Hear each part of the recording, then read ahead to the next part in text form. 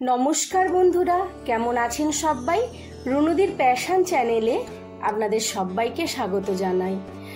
আমরা ভুবনেশ্বরে যে ঘরটাতে রয়েছি সেই ঘরটা খুব একটা বড় নয়, আর আমাদের সেইখানে দুটো আলমারি দেওয়া হয়েছে, একটা বেডরুমের সঙ্গে দেয়াল আলমারি আর একটা কিচেনের সঙ্গে দেয়াল আলমারি।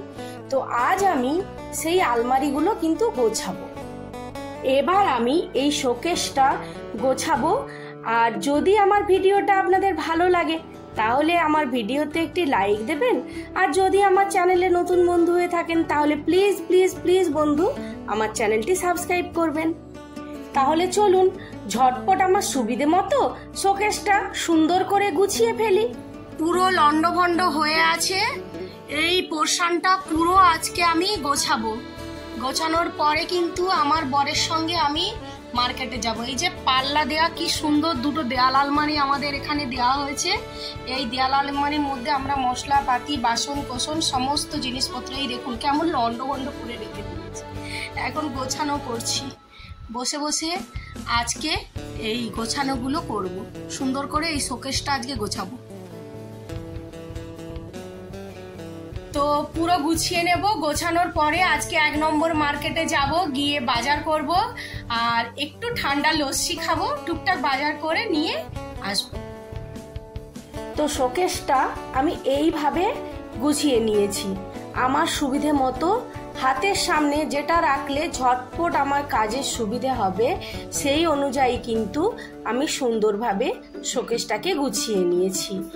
সবার ওপর থাকটাতে আমি কিন্তু সমস্ত বড় বড় জিনিসগুলো রেখেছি, যেমন হরলিক্সের কৌটো, কর্নফ্লেক্সের কৌটো, বড়ি, ছাতু আর 2 রকম হরলিক্স, একটা আমার মেয়ের আর একটা আমার বরের আর আমার।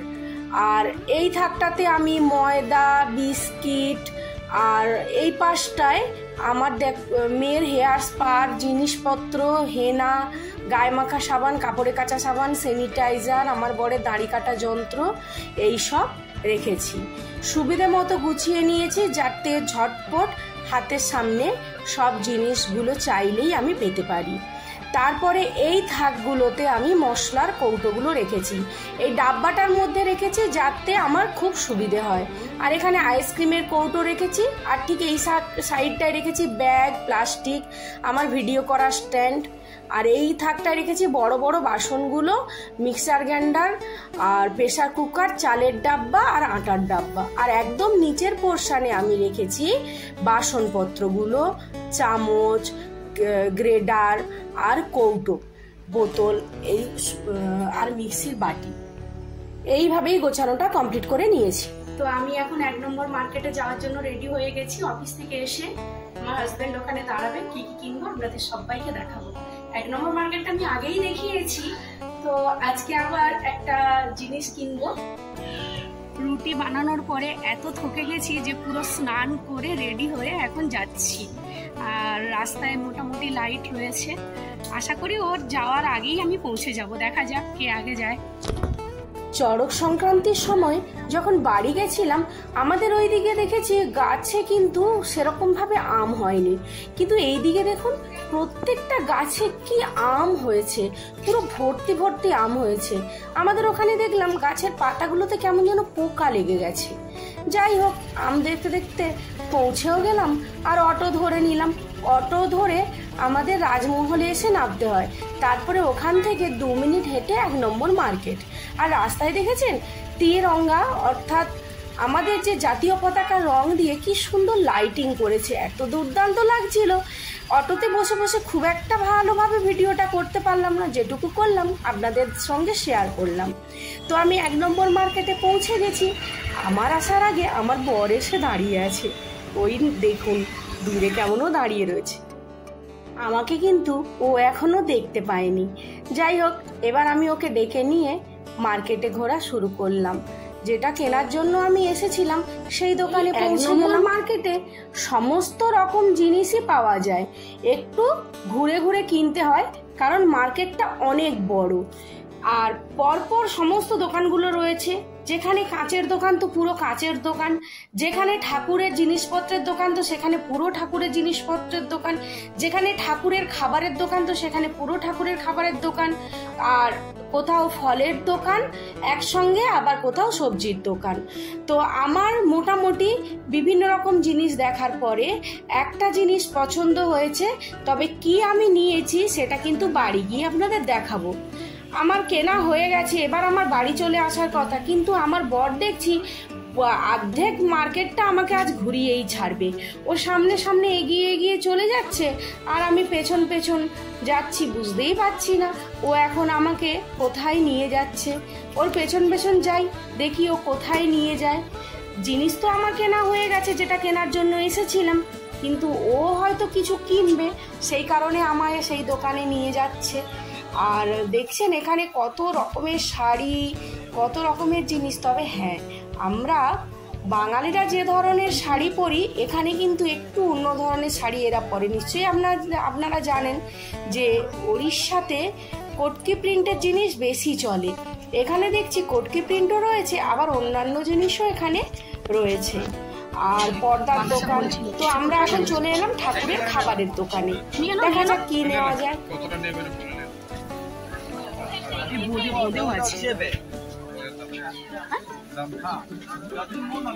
ঠাকুরের জন্য তো নিয়ে নিলাম জিনিস, তারপরে দেখছি আবারও হেঁটে হেঁটে চলছে, কোথায় যাচ্ছে কে জানে।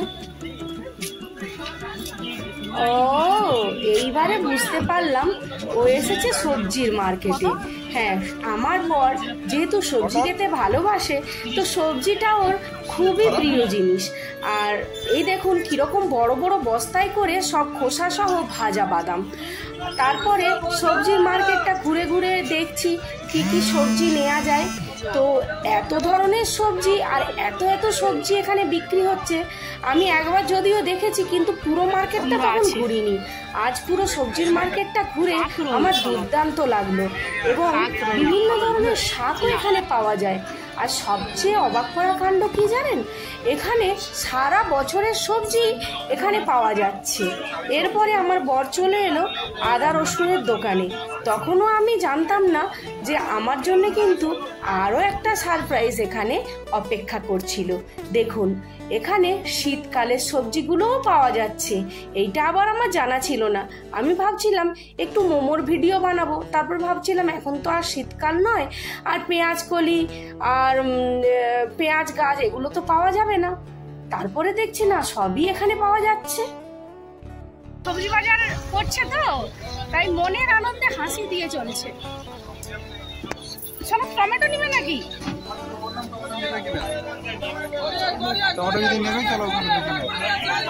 হ্যাঁ, তাকাও কি সবজি বাজার তো কমপ্লিট করে নিয়েছি। এবার আমরা চলে এলাম সেই বিখ্যাত দইয়ের লস্যির দোকানে। এখানে হার্শি, ক্রিম, টুটি ফুটি দিয়ে লস্যিটা এত দুর্দান্ত বানায় যে ও এক গ্লাস আর আমি এক গ্লাস খেয়ে নিলাম। কিন্তু জানেন, একা একটা গোটা গ্লাস খেতে কিন্তু দম বেরিয়ে যায়। আর আমার এত দুর্দান্ত লেগেছে, আমি আমার বরকে আবার ইশারায় জিজ্ঞেস করলাম যে তোমার ভালো লেগেছে তো? যাই হোক, দুজনে মিলে লস্যি খেয়ে আর বাকি যেটুকু বাজার আছে করে বাড়ির পথে রওনা দেব। তুমি এবার খেয়ে না, আর না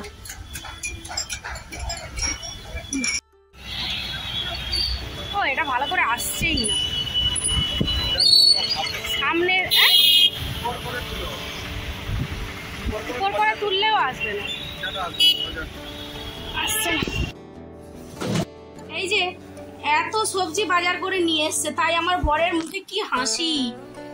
বেগুন, টমেটো, তারপরে পুঁই শাক, তারপর কুমড়ো, পালং শাক, পটল, ছোলা, লাড্ডু, কলমি শাক, কত কিছু বাজার করে নিয়ে এসছে। মুখে তার কি হাসি।